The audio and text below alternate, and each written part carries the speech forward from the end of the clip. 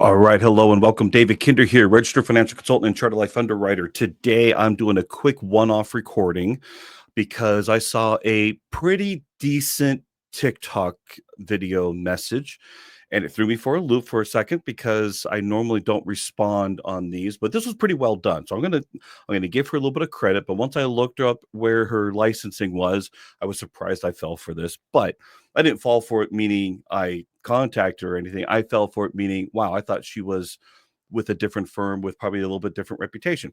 Go figure.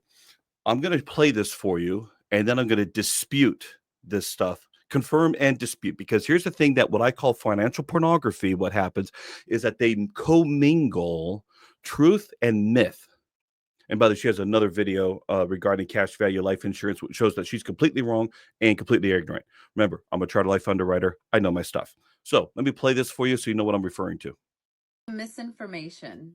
This is a college savings plan or education savings plan that gives you tax benefits and tax-free distributions. This is not. Correct. Let me start off by saying that is let me see if I can. I'm going to say this unequivocally. Correct.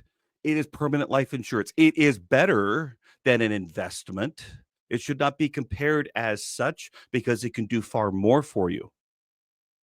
How could someone with 20 years experience actually say that? Yes, I can say that. It will not grow nearly as much as the other one. Okay, I'm saying some things here that you should be like, wow, this guy's telling me something different. You're right. I'm going to tell you something different. Permanent life insurance has far more flexibility than the other stuff. In fact, I was just doing a reply in my Facebook group. I got over 13,500 insurance agents, financial professionals around the world. And in there, we were talking about 529 plans. And I happened to note that if the parent owns the 529 plan, then I think it's just under 6% of the asset value is included in your financial aid calculations. If the child owns it, 20% of that asset is included in financial aid, in the FAFSA, right? The best way to have a 529 plan is have the grandparents own it. Okay. But permanent life insurance is far more versatile.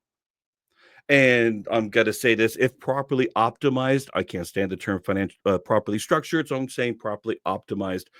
So we'll leave that part at that. Let's keep going.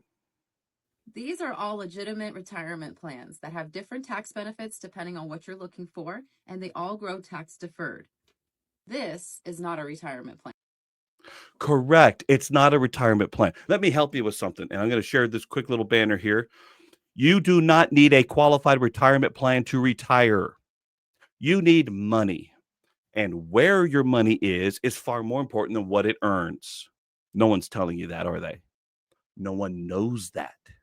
You got to work with somebody who knows what they're doing. Now, they don't like what it's called, but I love what it does. All right, let's keep going. Unfortunately, a lot of financial professionals are seeing that people are using fear as a way to get people to invest money in life insurance products instead of legitimate products that'll actually help them towards the goal that they're trying to achieve. Fear? Huh. Makes you think that we have an aversion to the truth.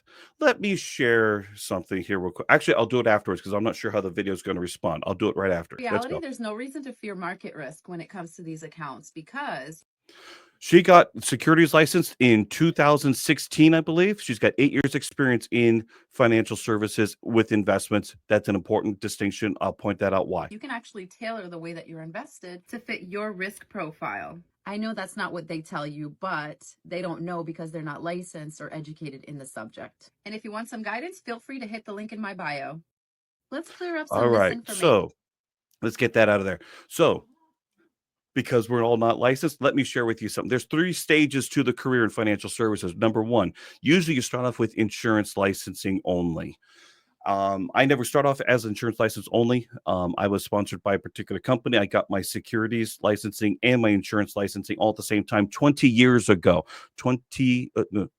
2004. I had to think about that for a second. 2004. I've been around the block a time or two. So usually the second step is become fully licensed. And depending on whichever career, it's either a Series 6 or a Series 7, adding a 63 and a 65 or 66, depending on the firm, whatever. Then stage 3 is you determine a specialization. When someone figures out their specialization and they realize what gets in the way of them being the specialist that they really want to be, they cut out all the garbage. So let me tell you, I will never have a broker-dealer license again, Series 6 or 7. The 63 goes with a 6 or a 7. I won't have one of those either. I have, and I'm going to remove that for now, I have a CHFC. What is that? That is a CFP equivalent of an education background. I got it back in, what year was it? I got it 2008. I actually got it the year of the market crash. Okay. Took me 2.5 years to get all that education done. But I think I know a thing or two because I've seen a thing or two. So let me share with you, for my young, uneducated person here, why should we be worried? This is from a PowerPoint I created nearly 10 years ago, but the point is still valid because of the time frame I'm going to model here. I am showing the performance of a very moderate mutual fund. CAIBX is sold by American Funds. It's a great fund. And I'm showing the performance from, you can see at the top, January 2nd, because remember, New Year's Day, the market's closed, so there's no market movement there. January 2nd, 2000 through December 30th, 2007. Why is that important? I want you to see what the dot-com period looked like, which was 2000 to 2002. 2003 rebounded a little bit, but notice, look at all those lines down there. Not too bad of a volatility, right? On a scale of 1 to 10, I rated it a 3 with the returns of a 5. Now, I'm going to show you the next slide. What happened there? We're showing this from, again, the same date, December 30th, 2007 to, at the time I originally did this, put this together, October 28th, 2015. Shows how well the presentation is. What happened there? It dived, it tanked, it went down about 30%. How long did it take for them to rebound?